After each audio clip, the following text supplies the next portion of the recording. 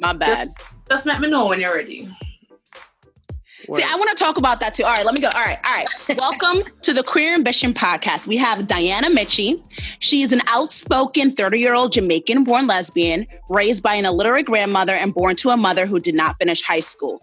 Dianna was determined to get her best education she could. Using athletics as a way out of poverty and a ticket to the U.S., she now holds an MS in sports science and a BS in, Kinesiology? Kinesiology for specialty certificates and is a full-time certified exercise physiologist. Before becoming 30, Dianna discovered that speaking on the afflictions of people was her passion. She dedicated herself raising visibility for the LGBT community and also plays an active role changing narratives around mental health. Dianna believes conflict is necessary. Too many people walk around the social issue elephants in the room. In order for people to move forward, they must address these conflicts. Dianna has appeared on the Netflix show called Dating Around and also appeared in the New York Times International Women's Day special. She has also written 3 articles for African publication, and she is one of the first LGBT community to highlight Pride Jamaica. Let's welcome Dianna Mitchy to the podcast. Welcome. Hey, thanks for having me. How you feeling? You ready for this? I'm ready. Let's go. Let's do it. So super excited to have you here on the podcast. When J. Marie told me, that she was talking to you, I was like, really? Because, of the show Dating Around, and we'll get more into that. But it's really exciting to see someone from like Netflix, where me and my girlfriend was like watching the TV, like betting who's gonna like get chosen at the end. To actually have that person sitting right in front of me. Thank you for blessing me. I did not get chosen. I know you didn't get chosen, but we'll go into that. Oh, girl, yes, let's. Okay. What's funny, Diane, is that I think I was following you before I realized you were on the show. So I was following you and I was like, wait, is that the same? Yeah, the show was filmed like 8 months ago. Oh. Okay. Oh, wow. Since we're talking about the show, all right. So when me and my girlfriend watch, we always like, who are they going to pick, right? So in that episode, that final episode, she picked you. And I was like, damn, like that's my pick too. Who am I supposed to pick now? So then I went and picked the Charlotte girl, the white girl, as a backup. So when it came to the end, we was like, obviously you. And then, the cold shutdown in the car. Yeah. Okay, first of all, I need to address this. I feel like it's everywhere, okay? Let me be clear. Mila is a nice girl, but Mila is not somebody that I would date, right? Really? And you see that we are quite different. You know what I mean? Yes. So I'm not like, I don't want to speak in any type of negative way about her. But for me personally, like her being 23 at the time was just a definite no for me. Didn't matter how mature she was. Didn't matter where she was in life. 23 is a hard no. You know what I mean? But at the same time, I try to enjoy the experience. So me even asking that question, first of all, it didn't happen like that. There was lots of editing that took place. But me even asking that last question. What was that last question, by the way? So when do we do this again? Mm-hmm. And exactly. When can we do this again? Not would you like to do this again? Or when do you want to do this again? Exactly. Which I like that. Assertive. I like that too. Yeah. It's just either you're in or you're out. Right. Okay, when do we do this again? You know what I mean? And I asked that just for, like, honestly, just to ask.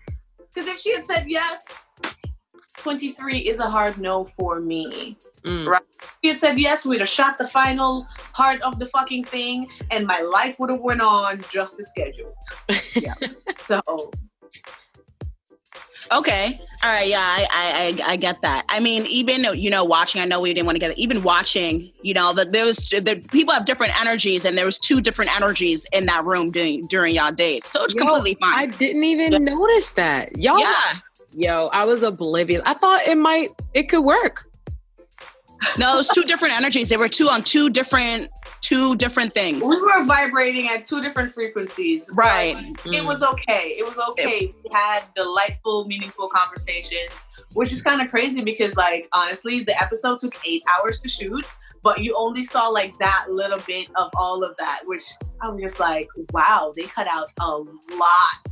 You see what I'm saying? So yeah, but it's not my show. I was right. there and I signed the contract, so they can put it however they want. I know myself.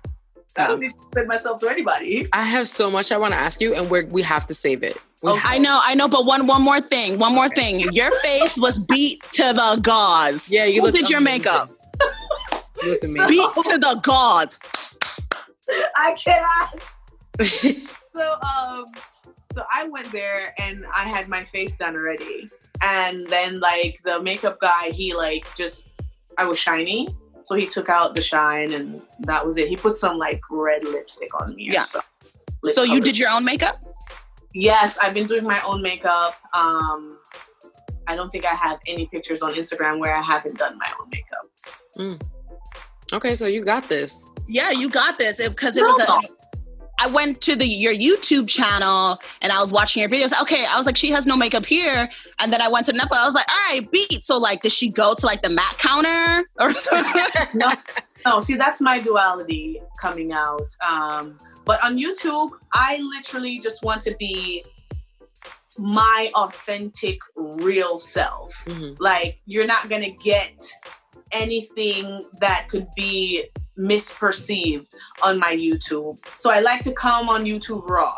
Now, nowadays, and with the stuff that I just filmed, my face is going to be made up and all of that to give a better viewing experience. You see what I'm saying? But on YouTube, like, it's just... No, I love the raw look. It's so refreshing and you are beautiful. I loved it. What I'm trying to say is like the YouTube, like, it was just really refreshing to see not someone beat to the gods. Like, you should just go raw all the time. All right. Go raw all the time, kids. Yeah, go raw all the time. No. Don't go in raw. Oh, that sounds nasty. Go raw all the time. All right. I'm done. I know I've jumped ahead, but okay. Just need to get that out. Okay. All right. To our seasoned listeners, you already know what the format is, but if you're a first-time listener, here's what we're going to go. Here's what we're going to do. Icebreaker questions. We have a game that we're going to play. We have 3 questions, multiple choice, just to get the juices flowing, even though it doesn't seem like we need it. Then we're going to ask you 5 questions about yourself, Dianna, to get more about you. Some of these are very deep. Some of these are very personal. So open up. And then, of course, the topic of the week. So suggestive. Open up. Open up. Zaddy, open up. Topic of the week. Dating while Black and gay. Something that we all know very much about. So we should have a good spirited conversation on this. Okay. Let's kick it off with our icebreaker questions. Okay. Question number 1. I'm so nervous about this. It's fun. It's nothing to be nervous about. Yeah, they're like mostly situational and multiple choice. So try to remember. But don't worry, I got you. Okay. Bae lost her job due to being late. They want you to put in a word with your boss to help them get hired at your job. What do you do? A, help them get hired. B, refer them to a different job. C, getting them an application, but you're not co-signing. So no referrals. Or D, telling them no because they're irresponsible. Refer them to a different job. I would never want to work in the same environment like as Bae. You know what I mean? Like that would be awkward. Now, if I met Bae at work, then we have to work that out. Yeah. But if I didn't meet Bae at work, no, my guy, this is my job, my space. So you can work in a different department as long as I'm not like interacting with you during workday. I feel like that's so much of seeing Bae. It is. At work too? No, not my face. It is a lot. Soko, what do you think? I'm going to be honest. I'm going to go with D. No, because you're responsible, because you need to be put in check. So because the next job you're going to get, you're going to be late there too? Nah, like you need to figure out what's going on. So no, you're responsible. I'm not referring you. All right, y'all are real. I'm actually gonna get Bae an application, but not a cosign. Ew, why? Because it's all up to chance, all up to luck. That's shady. What? Why would you do that?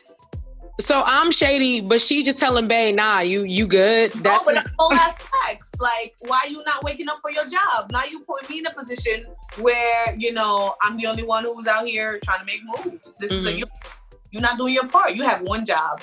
Wake up and show up. It's it. Right.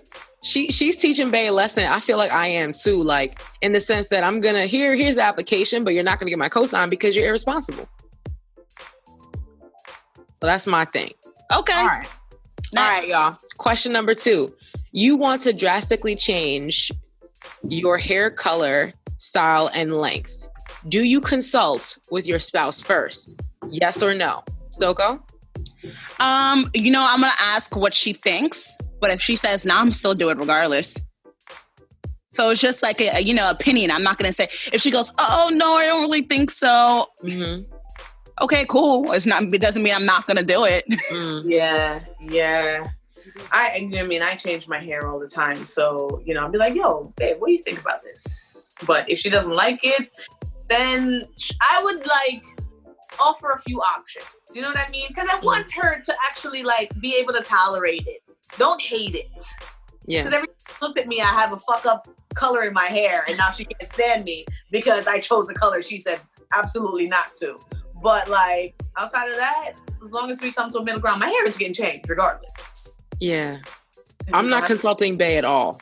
I'm just going to do what I want to do. Yeah, no. So you're going to show up with purple hair. Yep. Because if I feel like if I love it, then I feel confident in it, then everybody will like it. That's it. And also, I really don't care if anybody likes it. If I like it, I fuck with it.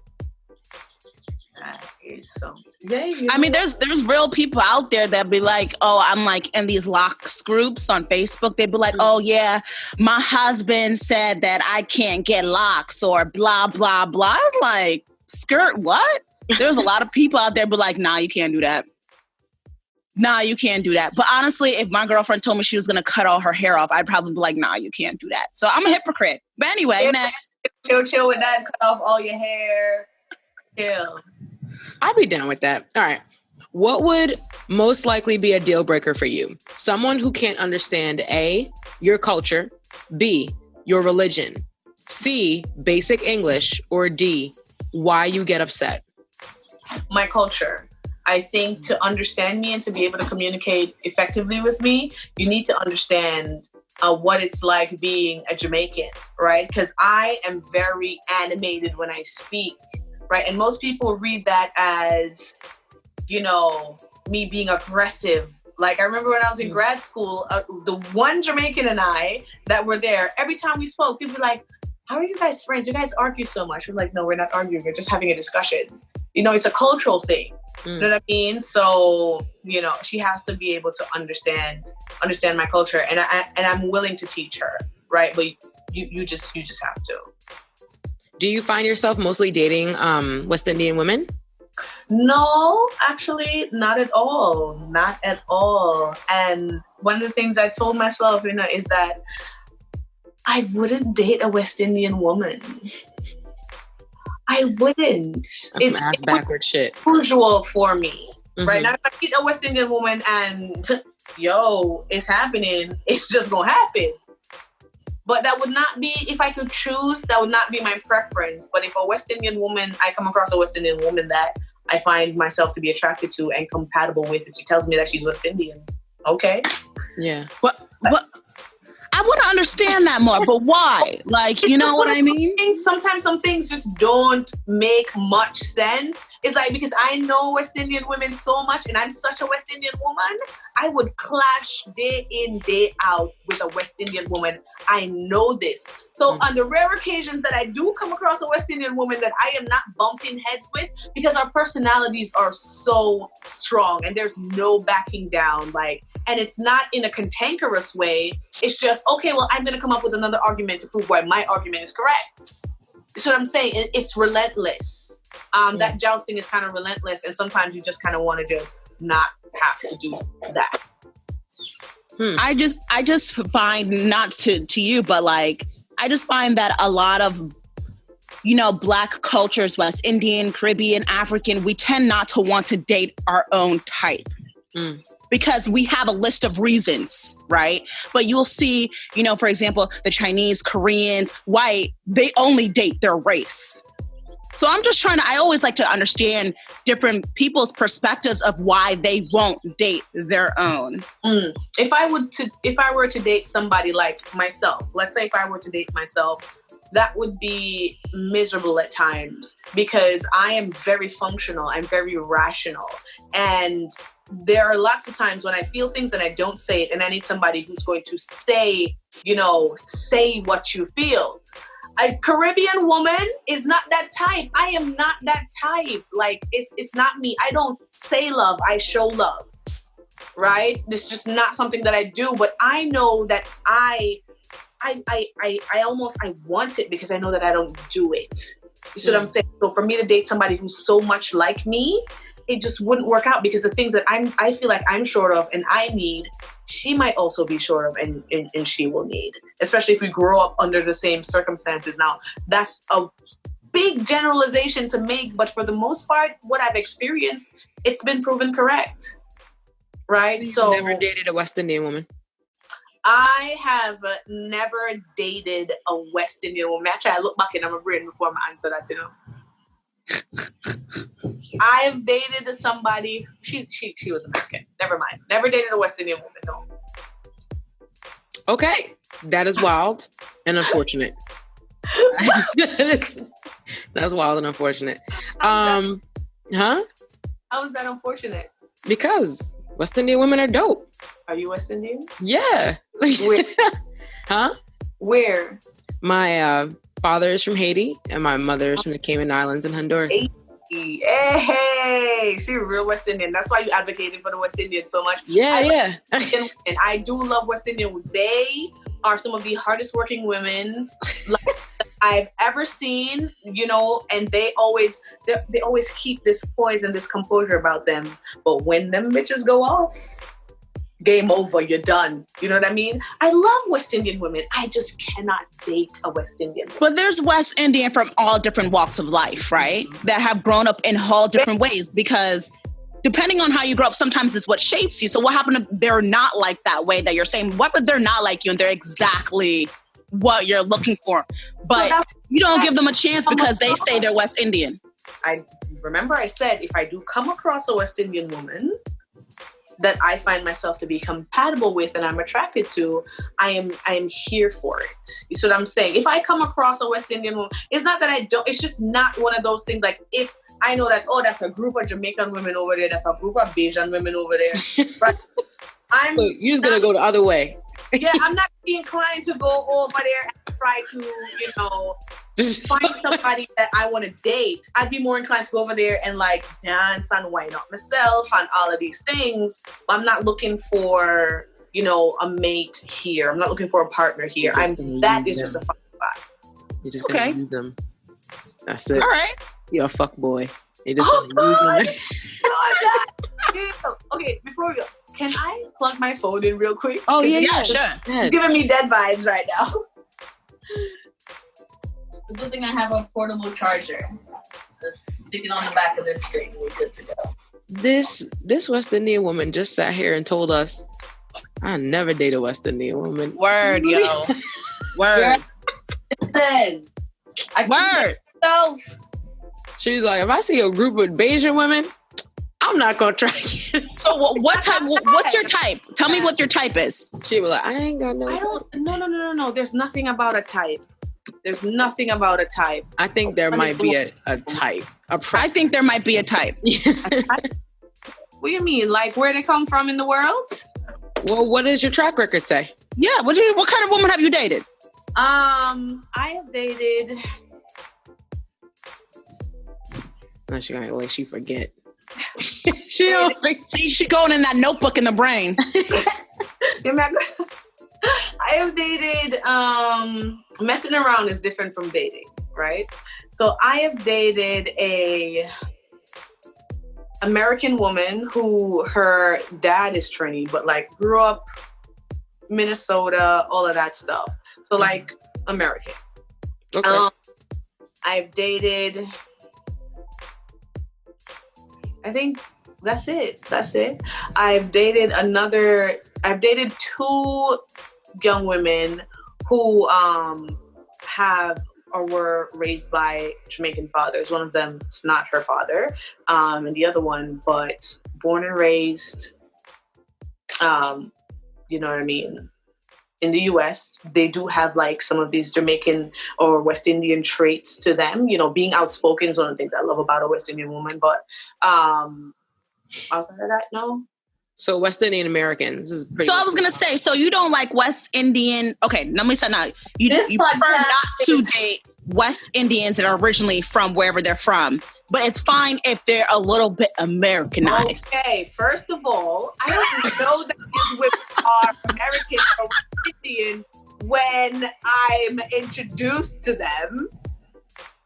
You know what I mean? It's not like, oh, you know, oh, she look Jamaican, I don't want to date her. Oh, she look. It's not like that. No, I totally get that. Totally get that. It was just interesting that you said that as a West Indian woman, you know? So that's why I had to pry. No. I would date an African woman. I mean, you better. Oh, yes. What? I'm just kidding. I think African women are so bomb. I love diversity in culture too. So that's another thing. Like if I can learn from the woman, or if I can if her culture is different from mine, I like learning. I love learning. So that's another thing. Like I grew up West Indian. I know how we function. You know what I mean? So me being able to grow within a relationship also is something that's very important to me. So that's another thing. You know what I mean? So it's not just, oh, I just don't want to date West Indian women. No, it's not that. There are things that I look for in a relationship, and I haven't found a West Indian woman who's been able to satisfy those needs. So. Okay. All right, Soko.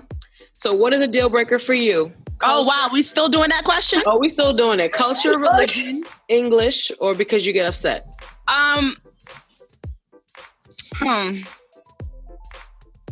I want to say my culture as well. And when you say your culture, African culture, that could be Black culture. Exactly. That could be queer culture. My culture, whatever defines me. Yeah, I agree. I would have to say culture, and it's funny. I'm thinking more so about just being Black in America. The culture of that, and all that means. So, like, if you have trouble understanding that, we are going to have some fights, some good, healthy arguments about that and what that means. Yeah. Actually, we have some of that in my current relationship. So we have to sometimes speak about some of that, and it gets heated. There's some things we just don't talk about, specifically like politics and stuff. But those elephants in the room. Yeah. You gotta approach them. That conflict. Conflict is good. Conflict exists. It gets hot too. Like we just had like a really, because like another friend was over and she was like digging about why we have these, you know, and it didn't end well. It didn't end well. All right. Soko, do you have 5 questions for Dianna? I might. Okay. Okay, Zaddy, you ready? Hey. You went there. Okay. Describe yourself in one word. Duality. You used that before. Duality. Okay. What does it mean to you to be a proud Jamaican lesbian? Everything. In one word. Everything. No, just in however you want to say it. You know, to be a proud Jamaican lesbian, it's the pride I take in it is not just for myself. It's for all the Jamaican lesbians who are afraid to say it. You know what I mean? That's why it's so important for me to bring that kind of visibility. I'm not necessarily just doing it for myself. This isn't about Christina. This is about all the little boys and little girls who grew up like Christina did, right? So that's why it means everything to me, because I want, at the end of the day, other people too, because Christina did. You know what I mean? My thing is just to create a path or open a door. The destination, that's not mine to call. But at least people know that, you can be proud of who you are. You can still be a badass and get shit done and be gay or LGBTQ and Jamaican at the same time. Yeah. And, being Jamaican and, a lot of people think Jamaica, they just think like totally homophobic, you know? Do you have like a coming out story, or how did you come out? Did you come out in Jamaica, or did you wait to come to the US to come out? I was in the US when I came out. If I had stayed in Jamaica before I left, then I would have still eventually come out in Jamaica. It probably would have taken longer. I would have had to be more strategic about it. But I was in the US when I officially like said the words out of my mouth. Because I'm sure, you know, people have speculated, you know what I mean? But they could never say, yo, I saw Chris with such and such. I saw Dianna with such and such. Like, no, they can never say that until you can prove it. Shut your mouth. So that was my thing. But I was in the US when I did. And I just decided I put my family in a chat group. You did it via text? Listen, you did it on WhatsApp. WhatsApp. Oh my God. Did that shit on WhatsApp. No, but there's certain people that I told, you know what I mean? My family as a whole, I told them by WhatsApp. A very good friend of mine and a mentor of mine, I told her. I told my mom, like I called her, and you know, my mother's Jamaican, like vertical, authentic Jamaican. So I had to bring myself to the point where I was willing to like lose her. Like if my identity means so much to me that it took me years to build up the courage not to tell, because to tell is nothing. It's to realize that the reality that I could potentially lose every single person I've ever met, literally every single one. It took me years, you know what I mean? And so I was like, yo, I have to be myself. I called her and I said, Mom, I got something to tell you. And she said, oh, what? And I was like, I'm a lesbian. And the greatest thing happened. I was expecting my mother to be like, hang up the phone. She's done with me, this, that, and the third, all of that. My mother was like, I know, I've always known. And I was just like, yo, you don't understand. It wasn't even joy. Like what I felt is it's indescribable. Like there are no words to translate what that feeling was like when my mother said that. And you know, it meant everything to me. And what I failed to realize is that my mother's always been on my side. Like, always, always. She'll be like, yo, don't do that. Don't do the blog. Don't do that. Don't do that. Don't say that. But in the clutch, homegirl comes through. 10 out of 10. So that was my story to my mom. That's dope. Sometimes the people that were scared most to tell, they're just waiting for you to come out to them and just say something, you know? Mm-hmm. I think that's great. So you feel like you have like a good support system around you, being a lesbian and being Jamaican. I have a good support system around me in the sense that my family who lives here in the US and my family back home, you know what I mean, some of my closest friends, but there are people that I've been friends with who, you know, I told, and I can see the change in the relationship, even though they're still there. You know what I mean? So my support system is kind of like, it's small, but it's purposeful. I only like use my support system when I need to. You know what I mean? But I would say I have a good support system. Okay. So my next question is, when do you feel most vulnerable? Or who do you allow yourself to be the most vulnerable with? I have my aunties. My aunties I'm completely transparent with. I don't have a problem with vulnerability. Actually, I'm super transparent. So if I'm like dating somebody, you know what I mean? Everything is on the table. Everything gets put on the table, and I don't have a problem being vulnerable, because if I'm seeing you, the plan is to eventually marry you. I don't casually date. And so I want to set that from the get-go. Some people pretend and be nicey and this and that and shit that bothers them, they don't say, and they don't open up because they filling you out or whatever. No, put the cards on the table. If they match up, they match up. If not, keep it pushing. You don't waste my time, I don't waste your time. But vulnerability is something that, you know, I'm not opposed to doing. So my close friends, my family, some people that need to hear it in that moment, I do it. You just said that you don't casually date. When did that transition happen for you? I've actually I've always been like that. So from 15, you're out here looking for a wife. It's not say I'm looking for a wife. I date with intention.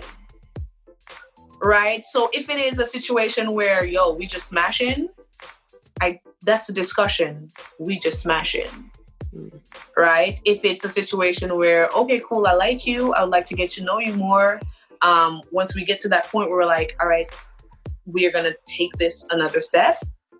I let you know that, and during even that time, that if we take that next step to dating, right, I take it very seriously. See what I'm saying? So it's just something you gotta let people know. I've gotten better at that as I've gotten older. Not saying I used to always, when I was younger, Jesus Christ. I was terrible. You know what I mean? But I was always honest.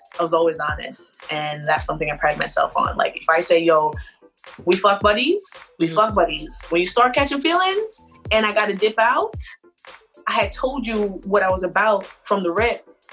You see what I'm saying? So I am that type of person where when people end up in that situation, I don't feel no type of way. Because I told you that from day one. What's your sign? I'm an Aquarius. I would have never got that. Ever. Neither would I. That I was Aquarius? Yeah, no. I don't know many of them. Do you know many of them, Soga? I don't know many. I know a couple, but they're always mysterious. And I feel like you put it out there about you. Aquarius are very kind of like introverted sometimes. Just a little, you never know everything about them. Yeah, you won't know everything about me, but you will know the most basic human parts of me. Okay. Right? That you'll know that I'm honest. You'll know that like I don't front. You'll know that, what I'm saying is how I feel and I'm very passionate about it. Right? It's just really transparent. But I'm not gonna tell you who I had in my bed last night. If you ask me, I'm not that transparent. That was my next question. I don't have it. It was just me though. It was just me. I don't know, Zaddy. I will tell you. I cannot. So, being from Jamaica, if you were to go back to Jamaica with your wife, do you feel safe? Do you feel like you could be in the street and hold hands and show PDA, public displays of affection? Oh, definitely not. That's not a thing. So is public displays of affection not a thing in general, or is it just... Not that it's not a thing in general, but like within the LGBTQ or queer community, that is not a thing. People get verbally abusive and physically abusive, right? That is not a thing. Like the last time I went to Jamaica, I took the person that I was seeing at the time and that I was with at the time. And we had like a whole powwow of what are the expected behaviors before we get into the country, like all of that stuff. Because you have to know these things going into Jamaica. It's not like the US, even if you're a tourist. Like you are still susceptible to those responses. If you and your wife go to Jamaica, you in the town square holding hand, kissing, like that's not a thing. And you don't want to put yourself in that kind of situation because you don't know. Now, is Jamaica getting better? Absolutely. But those realities are still very real. That's so insane. And I don't know if you saw recently in the media where Kodak Black, kind of was like young MA is like whatever, a lesbian or gay, whatever, because she hasn't had the right dick yet. Kind of those sentiments. Girl, I just posted something like this on my YouTube. So like, I mean, that's one situation, but do you get that a lot in Jamaica? Like these men coming up to you like, oh, you just haven't had the right dick yet. Absolutely.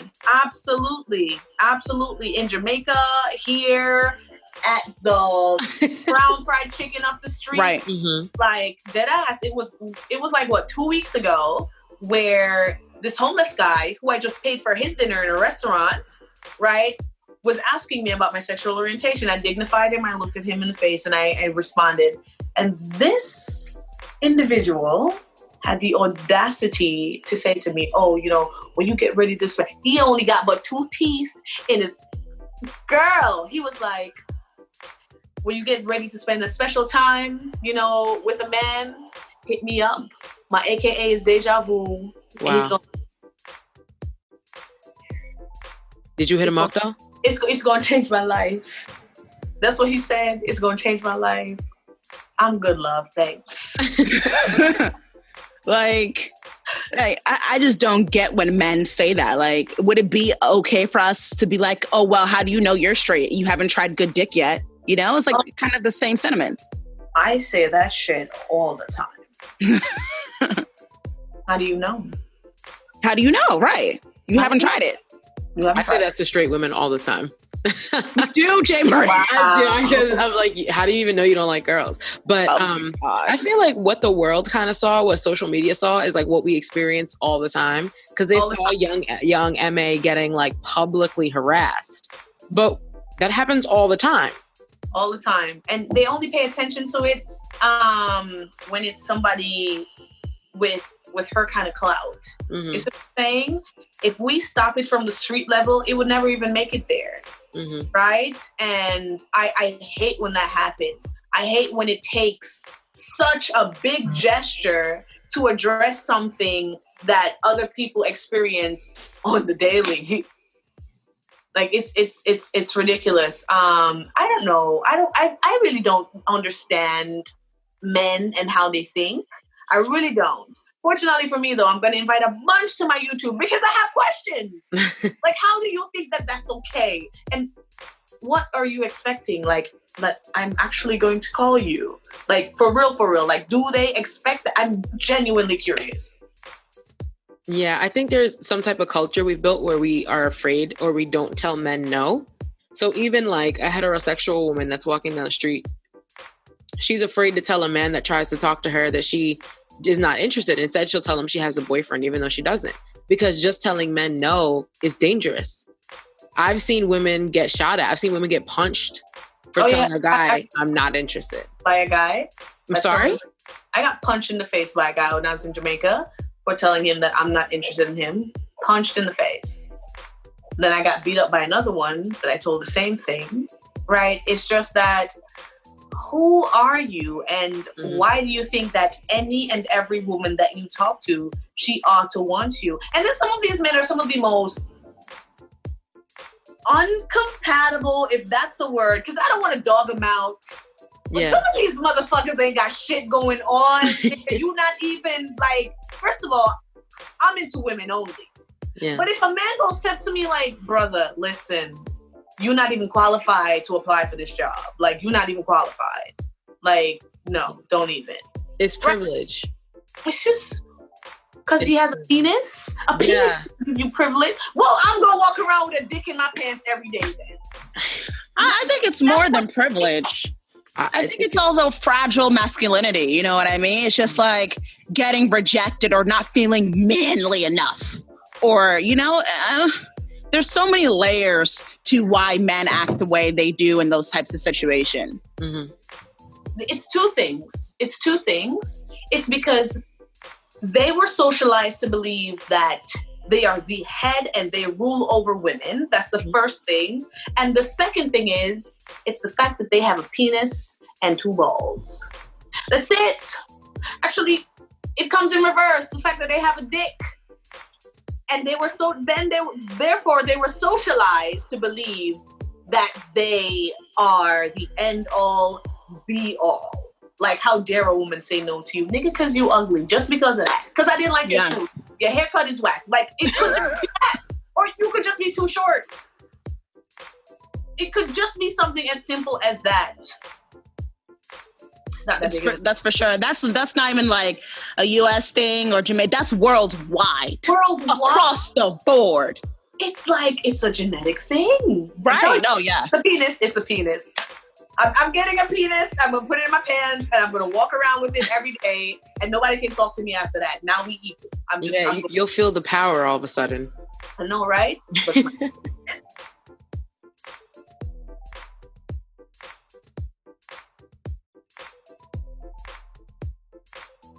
Okay. We are going to go into our topic of the week. The topic of the week is dating while Black and gay. And we have Dianna here with us, who is an expert on dating. Oh, God. No, I'm not.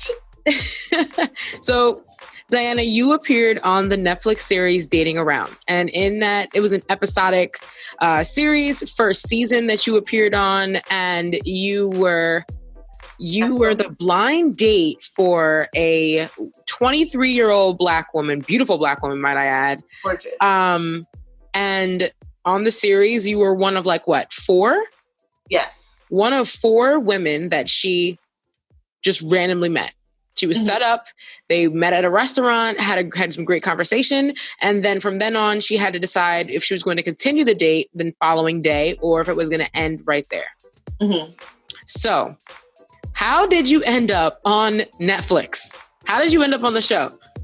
Girl, I was literally being myself. From Instagram, I went to this party with my friend, which was crazily enough after a breakup. And my friend was like, girl, come on, we gonna go out, come shake that ass, be yourself.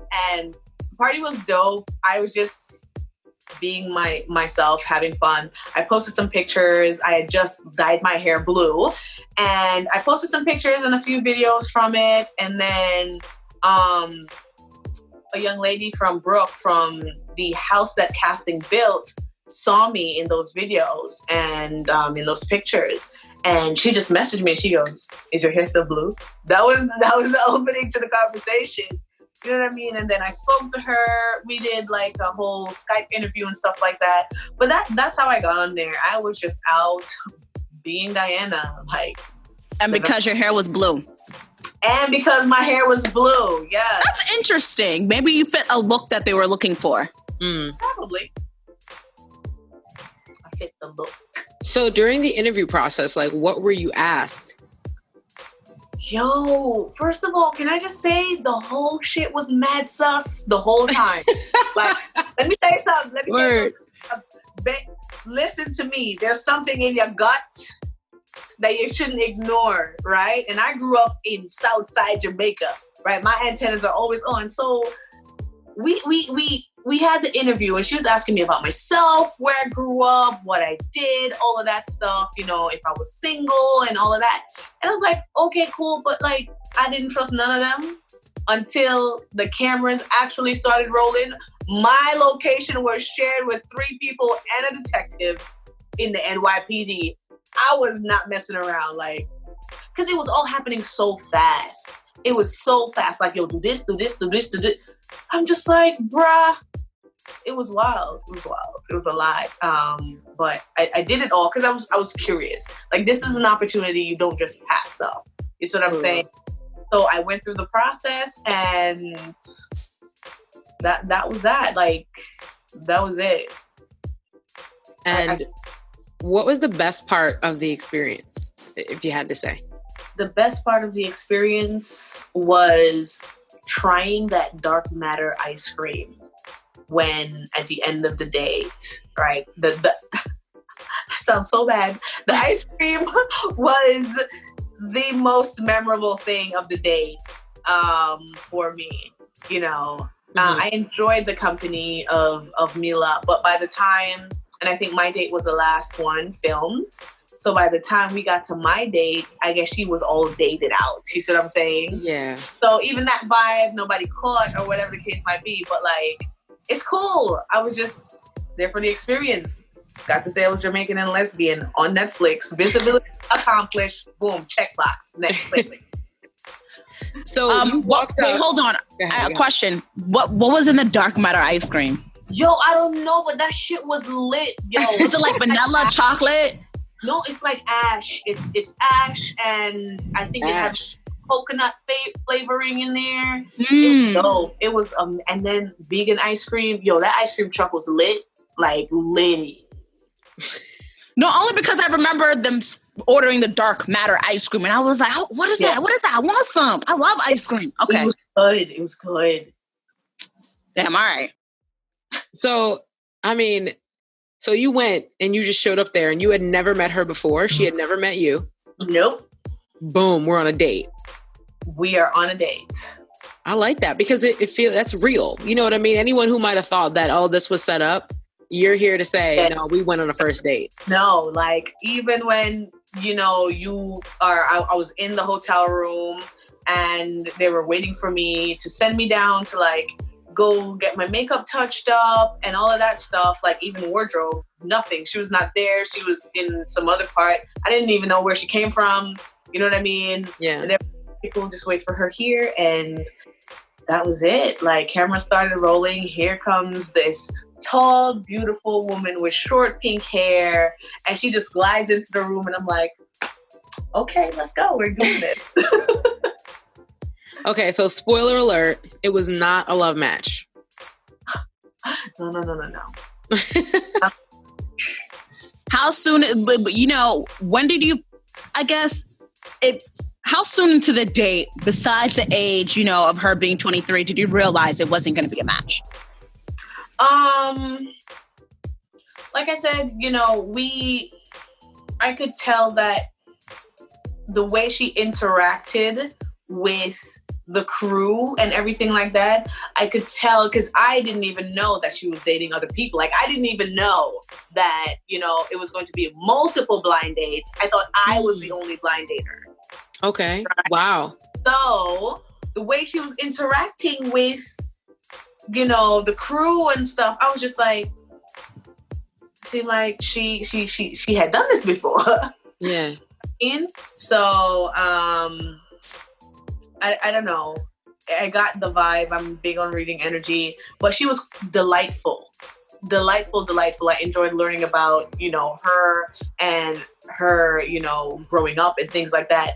But the minute she dropped the 23-year-old bomb, because I had asked that relatively early, after that, I was just like, okay, like, this isn't somebody that I would actually try to date. Mm-hmm. You know what I mean? And it's no discredit to her. It's just that I have certain things that are a no for me, and I can't pretend as if me hearing that number didn't affect me. You see what I'm saying? I was just like, oh, we just vibing. That's why it was so laid back, because we was just vibing. Right. Friend date. Yeah. Yeah, that's cute. That's really cute. How was it? Then they threw that end part in there, like, I was trying to bag. Like, bruh, I was doing this to help y'all out. See, the end of the trailer. You see what I'm saying? Yeah. You wanted to watch that shit after you watch the trailer. Hear me say, so when do we do this again? Boom, trailer cuts out. I did him a favor. Oh, yeah.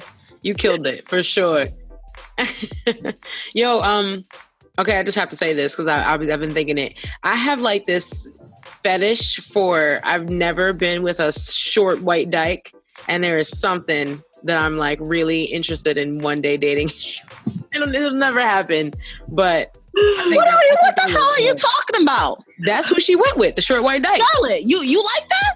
Yeah, because I've never gotten a girl like that. It's not cute. I'm sorry, Charlotte. I never gotten a girl like that, and they're like a thing. They're like better looking. All right, let me stop talking shit because I don't know who going. I mean, her personality was great. You know, she went for what she wanted. You know, that kiss and all. I mean, cool. They had cool banter, but you know what? I think a lot of context is missing because my date alone took 8 hours to shoot. So remember, she had 8 hours to actually spend with Charlotte. So you guys only actually saw those little bits and pieces. You see what I'm saying? So they might have had the greatest chemistry in that 8 hours. You see what I'm saying? So I actually, like, when I just watched it, I was like, really? But then I thought I had to think about it. And Charlotte is actually dope. Charlotte is like dope as shit. So you met her? We've like, we're all in a chat room on Instagram, and then we've done like a few meetups together. She wasn't able to make the one that I went to, but like we exchanged messages on Instagram. That's cool. That's dope. Yeah, it's cool. So how did it feel to watch yourself on TV when you watch that episode? Do you go back and watch episodes over and over? No. I watched it one time. That was it.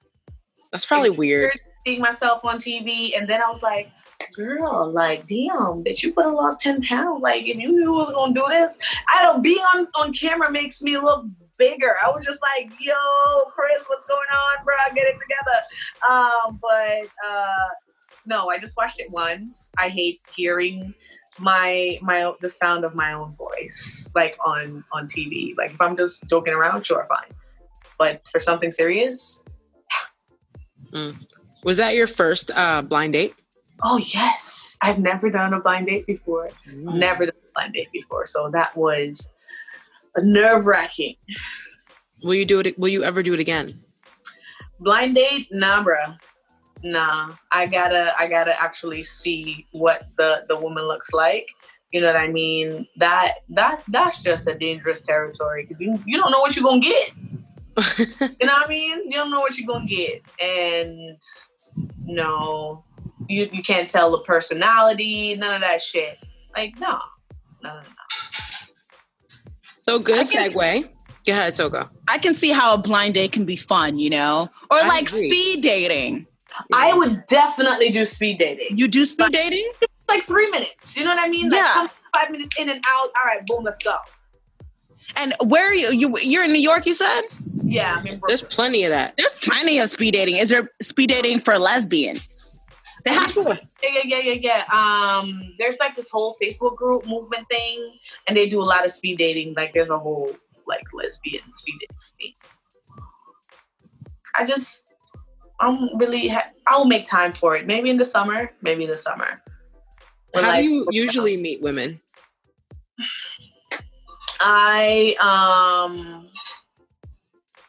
Oh God.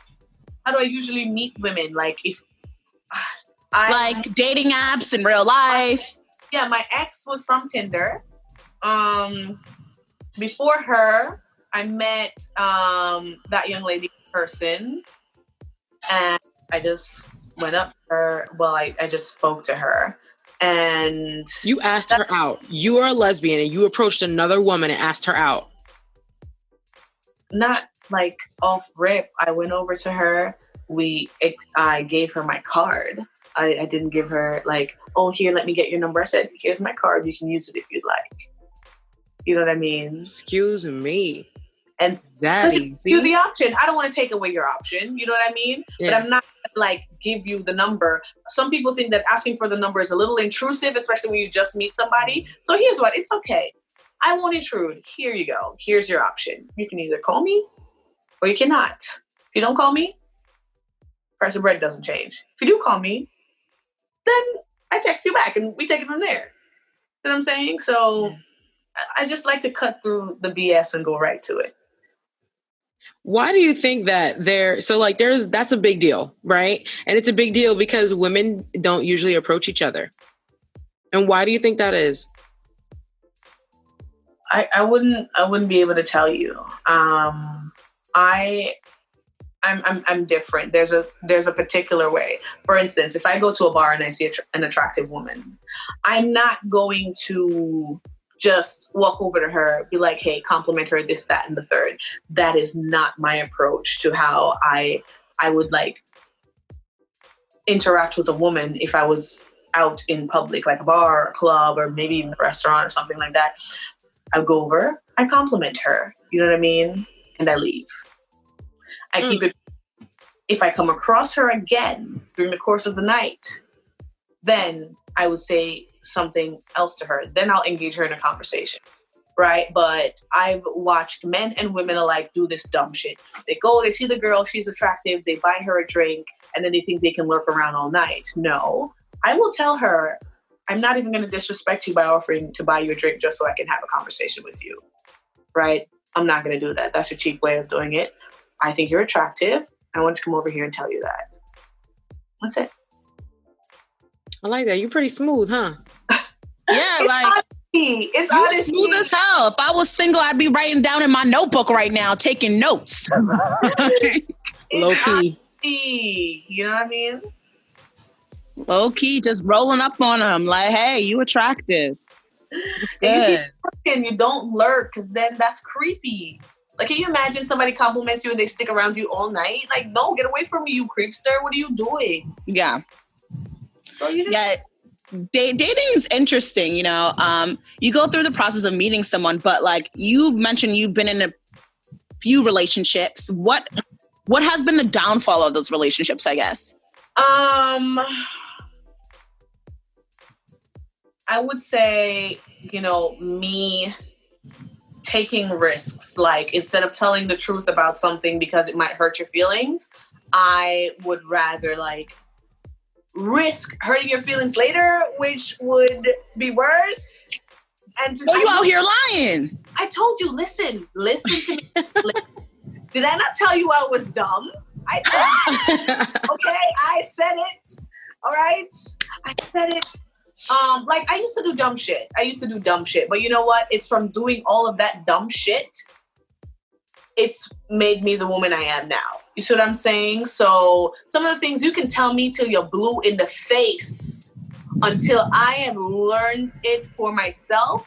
Most of the time, some of these lessons come with the pain, you know what I mean? And you don't want to feel that again, you know what I mean? So you work your way through it, and I just make changes to myself. It's more about me, and it's not even so much about the relationship. How do I refine myself to be a more suitable partner, right? A more ideal partner. I don't even think about my ideal woman. Like, how do I be ideal for my ideal woman? Let me focus on me. You see what I'm saying? So I take all those L's, but I find all the lessons in them. I was dumb. I used to do dumb shit. Like, sometimes I have no reason to lie, like zero reason to lie. But a lie just sounds better in the moment. So it's whole ass facts. Because she gonna get upset, and sometimes you're just like, you don't even want to see her upset. Sometimes it's as simple as that. You fucking lie. It is what it is. Sometimes I didn't used to pay enough attention.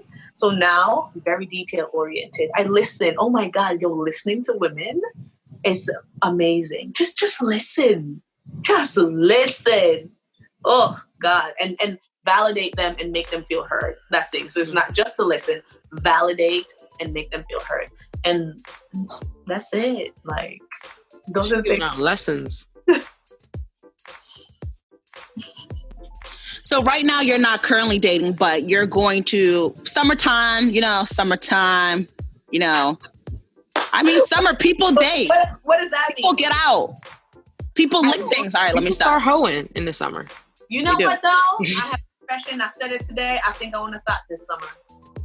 I'm 30 years old. I never thought it before in my life. I'm dead ass. I don't want no relationship. I'm not ready for that. I do enjoy women.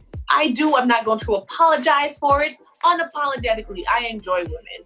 And if a woman, she's of age, I find her attractive, she finds me attractive, and we want to take it there, that's an adult fucking decision. We get tested, we have some fun, we enjoy each other's company. Next lady, if I so choose a next lady, I'm being a responsible adult. I'm not going to apologize for it. I want to thought. No, facts. Thought all summer 2019, All long. Why not? I've never done it. Why not? You heard it here first, ladies. You can't bag her this summer. Try for next summer. Oh, God. Okay, so unpopular opinion.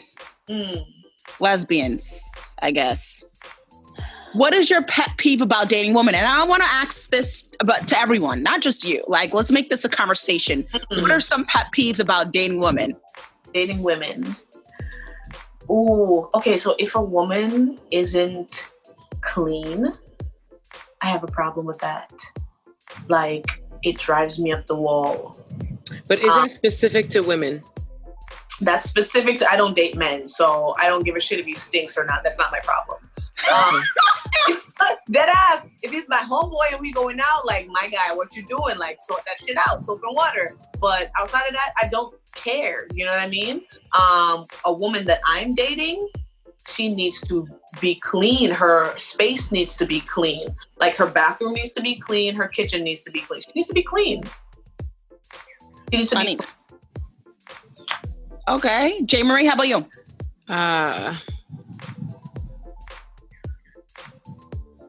Probably, I would say emotions. So, like, when you were saying earlier that you're very, like, logical and kind of rational, almost to a fault, that can be my issue too.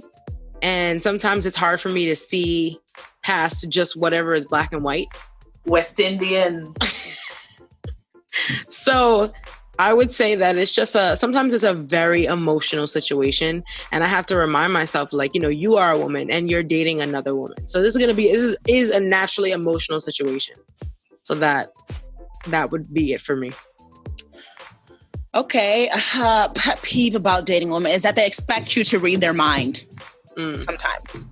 Like, and instead of saying it, they do. They won't say it. And they just want you to know it. Like, when did I become a mind reader? See, that's because people aren't being transparent. You think that's what it is? Yeah, that's what it is. What do you think it is, though? What do you think it is? Why do you think, like, women expect you to read their mind? Because they don't want to have to tell you. They they feel like when we get to a certain point, I shouldn't have to tell you. That doesn't make any sense. That's what they feel. I shouldn't have to tell you because you should just know. No. Why? Ask your girl right now. She feel like you should just know. Yo, that's crazy. See, I don't want to have those experiences anymore. Like, tell me what you want. Literally, tell me what you need. Right.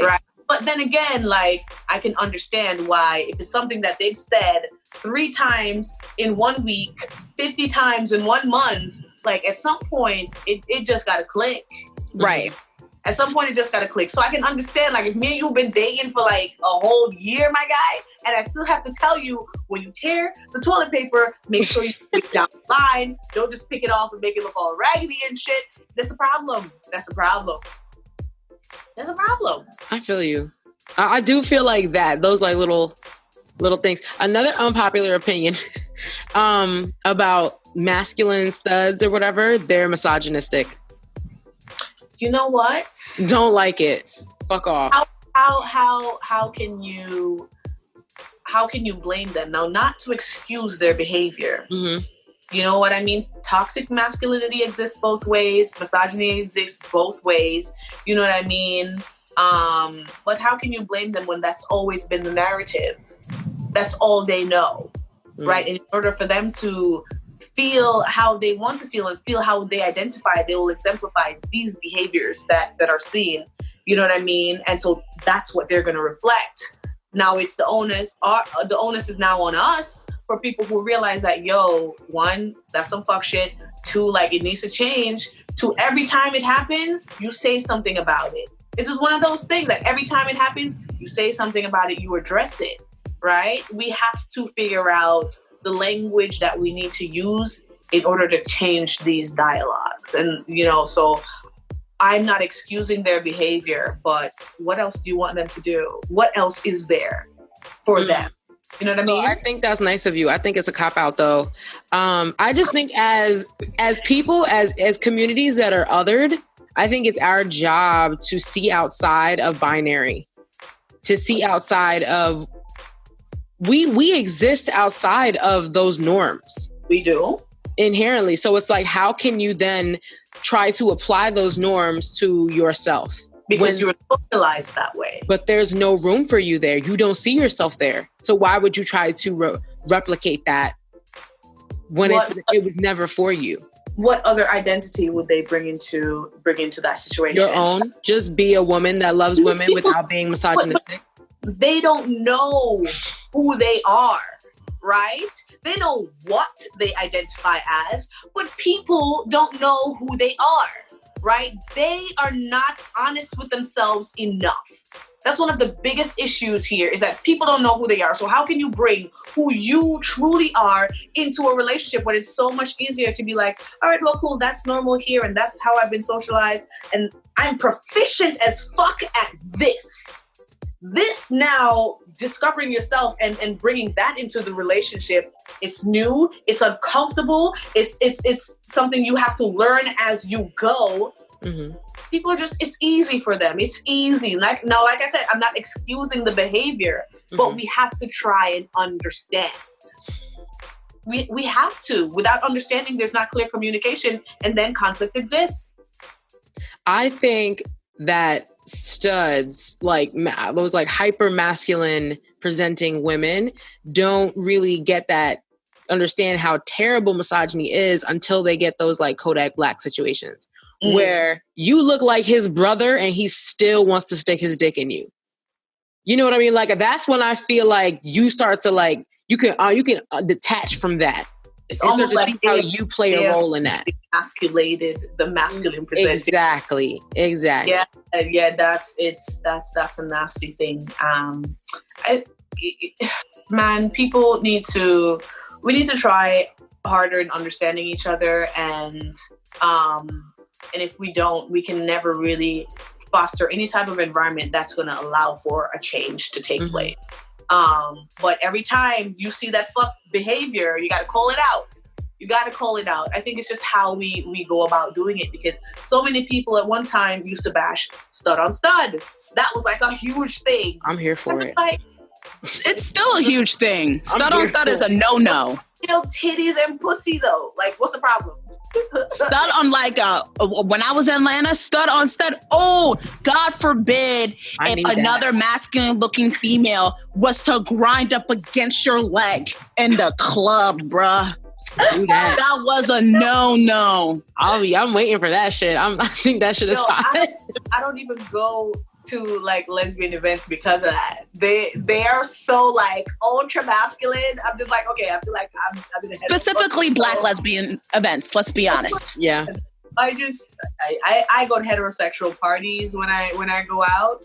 But I can't. I dance on men and all of that stuff. I'm a woman. They enjoy me. I'm hot. I enjoy everything. I'm West Indian. Like, I'm a wine. I look good. It is what it is. You know what I mean? And I had to be true to myself to learn that that's okay. Because like in our community, it'd be like, yo, you're a lesbian. Why are you dancing on a dude? Because the motherfucker can whine. You see his waistline? So, but I had to become completely transparent with myself to even allow myself to step into that space and be comfortable. That's what I'm saying. So it's just one of them things, boy. It's just one of them things we have to deal with. Okay, next thing. What do you love most about dating women? Ooh, dating women. It's like the fact that I know there'll always be tampons. There always what? Yeah. Tampons. There'll always be tampons. There'll always be overnighties. The understanding that when I'm on my period, like, get away from me, don't talk to me, I will claw your eyeballs out. It's an understanding. We know, like, yo, when I'm on my cycle, and I enjoy the fact that, after a while, you'll sync up. Because then it's just 1 week of horror and not like 2 separate weeks in a month. You know what I mean? So little things like that. I enjoy, I enjoy the softness of a woman just waking up to her. It's glorious. Like, to just breathe her in the morning. I love that. I don't know if you get that with a man. I've never dated a man or slept with a man, so I don't know. But for me, that's all there is, and I'm okay with it. Soko. Smell, touch, taste. No, but what do I love most about dating a woman is, that's hard. There's so many things I love about dating a woman. I don't know. You answer and then come back to me. Yeah, women are complicated, and it's part of why I love them. I think dating men is really easy. Men in general are very easy. Men are super easy. You can walk outside right now and find 4 dudes who fuck you. One people, right? But like a woman, 4 dudes that what? They want to fuck you or be with you. One of the two. But it's true.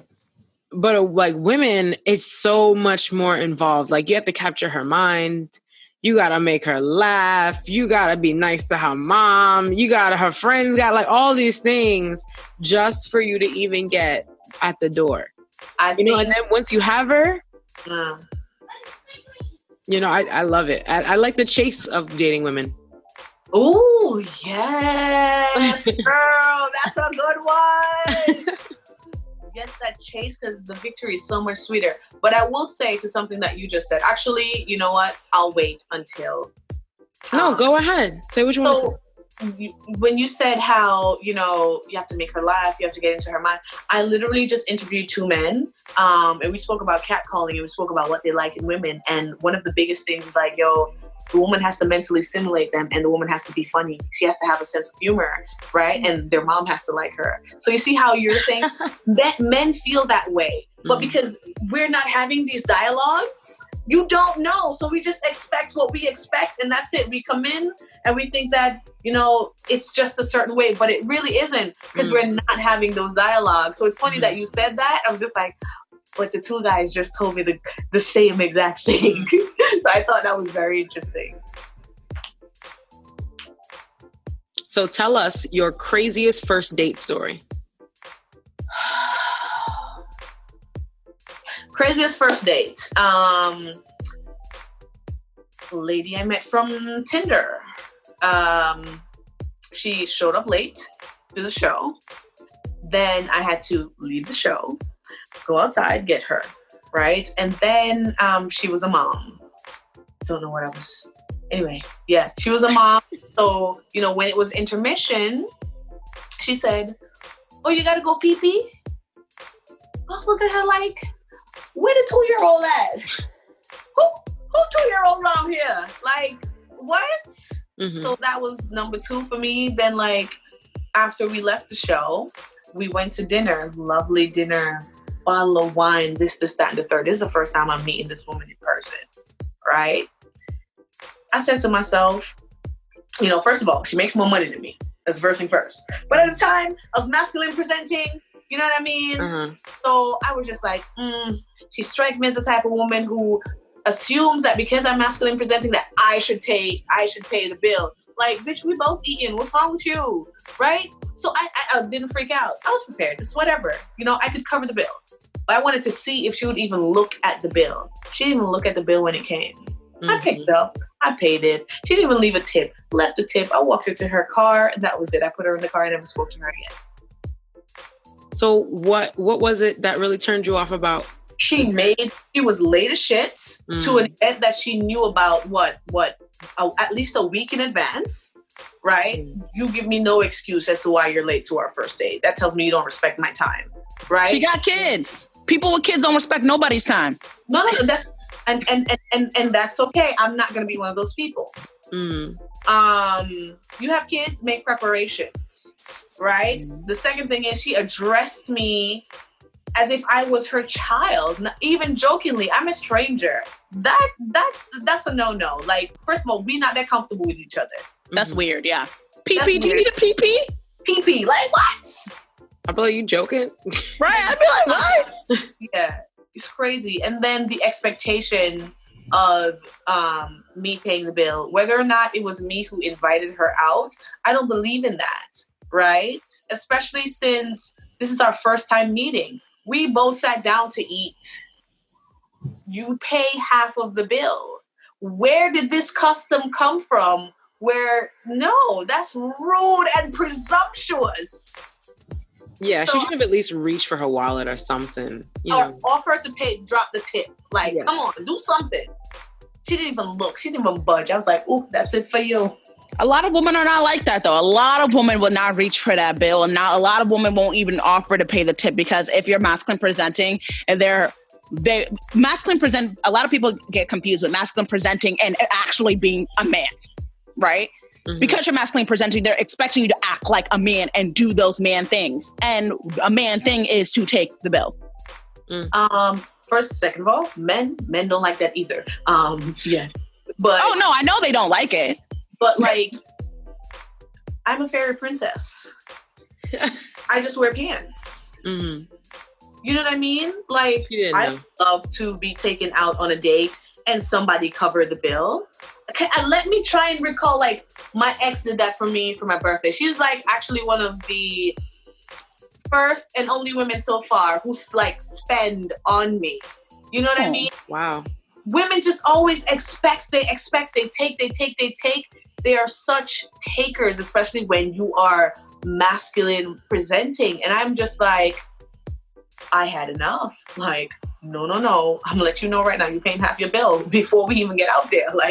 I will ask you for your credit score, my guy. I'm not fucking around. Like, I'm serious. I need to know. I'm not gonna know. I need to know. You should date more stems.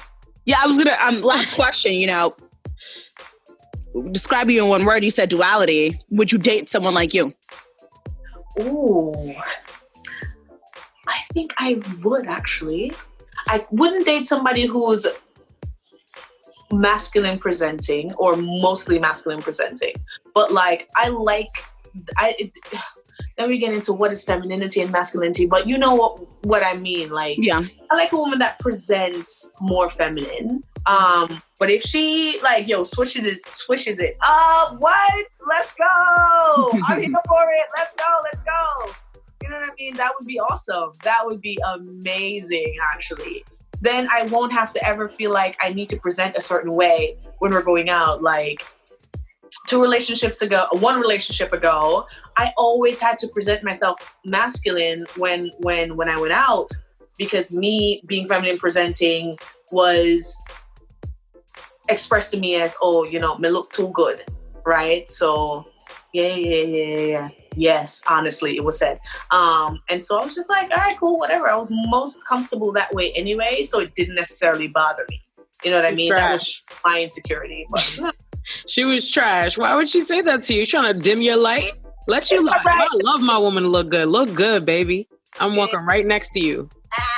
Let's go. That's crazy. I know. All right, so what's up next for you? What do you have going on? Oh man, right now I am filming for my YouTube because I'm bringing a total different perspective to the YouTube. So you see how I spoke about we don't have these dialogues or these conversations with men? So I'm like curious about all things men. So I have a whole bunch of men and I'm asking all the questions. So YouTube is about to be lit, from catcalling to like how you pick up women, all of that stuff. You know what I mean? Because I think a lot of how we move through social circles depend on understanding the people in that social circle.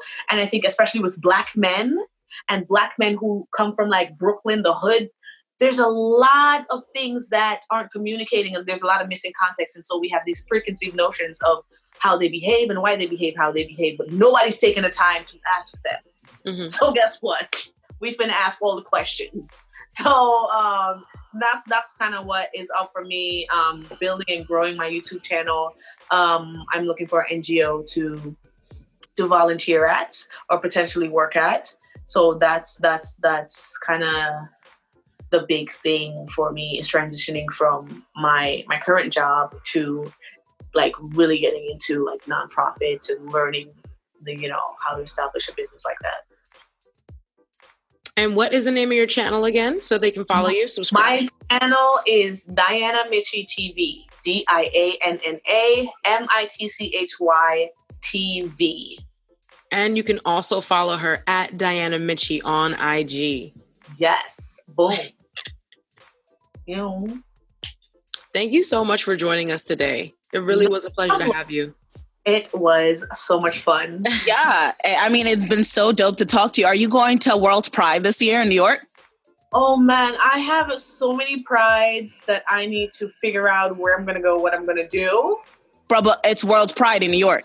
I understand this. But listen, if it conflicts with when I have to go to Jamaica, to cover, Jamaica is kind of like ground zero for me. So anything that conflicts with Jamaica comes second. You know what I mean? I don't care how big it is. I want to be able to have a World Pride in Jamaica.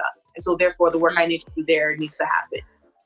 So you're going to Jamaica in June or something? I'm going to Jamaica's Pride. I think right now theirs is still scheduled in August. It's subjected to change. I have Atlanta's Pride that I'm going back to. World Pride is definitely on the list of places to go and to be at. And I want to go to, not Baltimore, Columbus, Ohio. I want to go to, I know my friends from grad school, they're like, yo, Chris, come to Pride. I got invited to Pride in Germany. I got invited to Pride in Canada. So. You're mute, Soko. Yo, so let me know if you go to World Pride. I'll definitely be there. Hey, yes, link let's up. keep it. Let me know. Like, just hit me up in general, because I'm sometimes I go to like Cubby and stuff. I'm out there, doing stuff.